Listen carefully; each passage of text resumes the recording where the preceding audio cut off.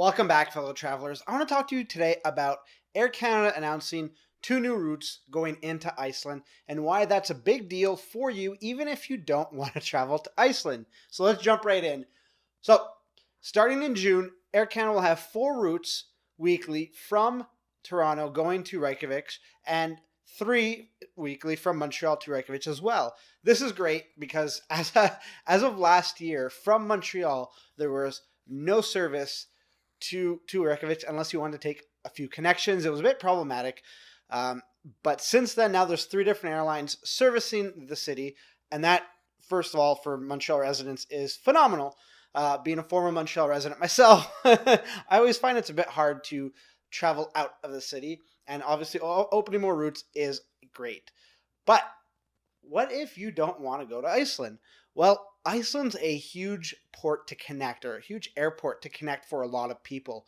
A lot of people use it as onwards travel, and this provides Canadians an opportunity to get out, or anybody traveling in Canada trying to get into Europe now has an extra point of connection. The major ones for Air Canada were usually London, Paris, Frankfurt. Those are the big three. Now this provides an opportunity to connect in Reykjavik and go into a lot of different cities that would you necessarily have to travel and then connect in Europe. It makes it a bit easier.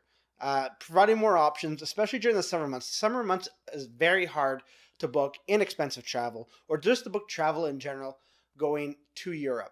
So that extra point of connection will help you out. It will help diffuse the actual volume for the rest of Europe connecting flights. So the big three ports, as I just mentioned.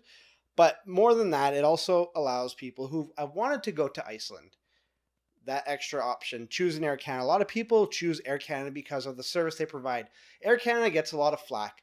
There's no secret about it. It's one of my favorite airlines to fly.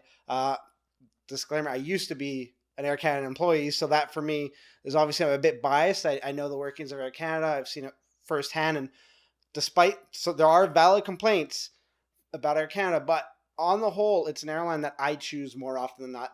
Being a former employee, I wouldn't hesitate to recommend it. And that's what I'm doing right now. It's Air Canada can be a bit more expensive, but you pay for what you get. Like if you want to fly on another airline, not naming a particular airline that happens to be a discount carrier, you're gonna get discount. Not necessarily service. I find service is pretty good, but discount hard product is what we'll call it. Anyways, that's my opinion on Air Canada opening up new routes to Iceland. I would love to know your opinion on this announcement. It's very exciting for me. Iceland's on my bucket list. I need to do Iceland, and this brings me one step closer. But again, I'd love to know your opinion. Let me know in the comments. In the meantime, you can check out another one of my videos right over here.